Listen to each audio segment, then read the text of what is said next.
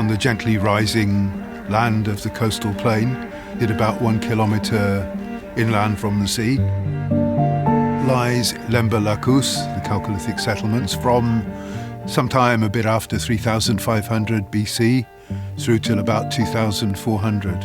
The site has been known to the people who live around here for a very long time. The farmers would have noticed the very obvious traces of ancient artifacts in the plough soil. When the excavation began here in 1976, it became obvious very quickly that the site was not a deeply stratified one. The remains of the buildings, as you see, are not very deeply buried beneath the general ground surface. So for that reason, we thought that if we wanted visitors to come here and get some benefit from visiting it, it might be a good thing to produce replicas of these ancient buildings. That's one reason we did it anyway. The second reason mainly was that we thought that in order to further our understanding of these buildings, it would be good to actually build some for ourselves. Buildings of the sort you see that we've reconstructed are pretty durable as long as you put in regular maintenance. Each winter, when the prehistoric people were living in the building, you can imagine after every major rainstorm they would have thrown a bucket of soil and perhaps a child onto the roof and say, well, fix it, patch it up now and we won't have trouble with it. We did keep on top of it for about 25 years actually, doing regular maintenance with no huge problems. But after about 25 years, the building did become rather unsafe and it was very clear that we'd have to re-roof it entirely, replacing all of the structural timbers. So what we've got is an arrangement of different sizes of pine beams. The largest ones, slightly smaller, smaller still, above which is a layer of myrtle scrub, which we've got up here. And finally on top of that, seaweed, and topped off with local subsoil, white calcareous soil. So we've got to peel this roof off now. That's the way we constructed it. Now we've got to deconstruct it. We've got to take it apart layer by layer, shoveling off the white calcareous soil from the top of the roof. We're setting it aside and we're going to reapply it in due course when we've finished the roof.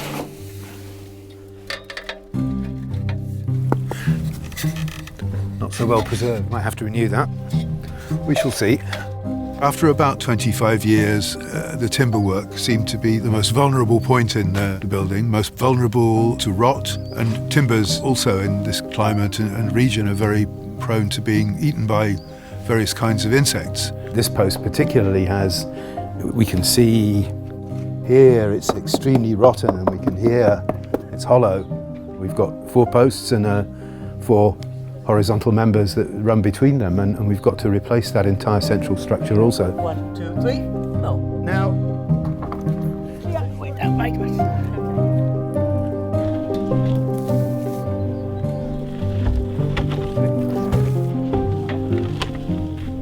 Let's see how rotten it is. Oh my goodness, there's hardly any timber left there, is there? See? The beauty of these buildings, it's sort of constant recycling really, as they get damaged and age, little bits fall off, and then eventually you decide to repair them and you just pick up the bits that have fallen off and put them back again with a bit of water and a bit of new seaweed. We had quite a big renovation job there to jack up those beams, reconstruct the wall and reinstate the roof, and we have learnt, I think, a great deal of detail now about how it was to make these buildings, how it was to use these buildings, and what you had to do to keep them functional for a substantial period of time.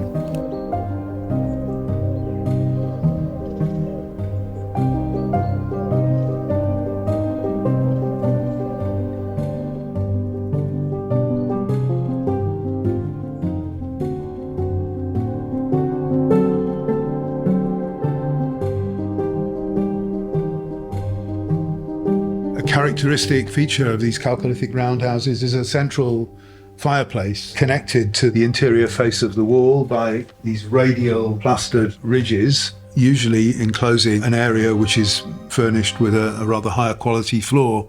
And one can imagine sleeping around what is effectively a night storage heater, perhaps. We have the feeling that this would have been the main reception area of the building, kept sort of clean and tidy perhaps, as opposed to the rest of the building where there are all kinds of materials stored, perhaps some animals also stabled in here. This is an original Chalcolithic door pivot stone. I found it in the local fields, only a few meters from here, churned up by the plough out of context. So I felt at liberty to reuse it and put it back after a resting period of perhaps 4,000 years to its original use. And as you'll see, it very effectively forms the base for the doorpost to pivot on. All of these features of the base of the building are quite well known. Excavations have revealed on this site and about 2 kilometres away, in Kisonaga particularly, multiple examples of building bases. As we were coming to the end of building our first reconstructed roundhouse, the large one, we were very fortunate at about that time to uncover in our excavations at Kisonaga Mosfilia a bowl decorated with red motifs painted on a white slip. This house bowl was something different. It had modelled integrally into the piece architectural details. There was a doorway, there was a clay door that pivoted in this arrangement. Inside there was a central fireplace depicted, modelled in clay. The fireplace was connected by low radial ridges to the interior wall face. Given that the house model was clearly a representation of a fairly standard sort of middle Chalcolithic building, we felt that it might be appropriate to embellish our reconstructed building here. This interior mural art was done when the plasterwork was reasonably fresh. We've used probably something very similar to the original paint that would have been used both on the house model and in building decoration by Chalcolithic people. It's very simply natural red ochre, which is available in certain parts of Cyprus, mixed with water and applied with a brush. The higher up we go in the structure, the less hard evidence we have for either materials or techniques of building. Where we run short of archaeological evidence, we look either at traditional buildings of more recent times, or we apply reasonable common sense and try to keep things as simple and straightforward as possible. For the window here, we've done something very similar to the way in which the door pivots, except rather than having a stone at floor level, I've set into the wall here a wooden element with a depression in so that the window rotates as does the door. People often question what evidence we might have for windows, and I do have to admit that the evidence is very sparse. One example, at the site of Kisonaga Mosfilia, there had been an aperture in an otherwise collapsed mud brick wall. It tumbled over sideways, possibly as a result of an earth tremor. So there we have it, perhaps a little over-interpretation of a limited piece of evidence, and I deliberately set it on this side of the building so that it catches the early morning sun. This site of Lemba, along with other sites that have been investigated in this region and in more distant parts of Cyprus, have yielded quite a wealth of evidence for the way people lived in Cyprus in prehistoric times. We're undoubtedly missing a lot of settlements that remain still to be discovered. I suspect that that's just the tip of a larger iceberg.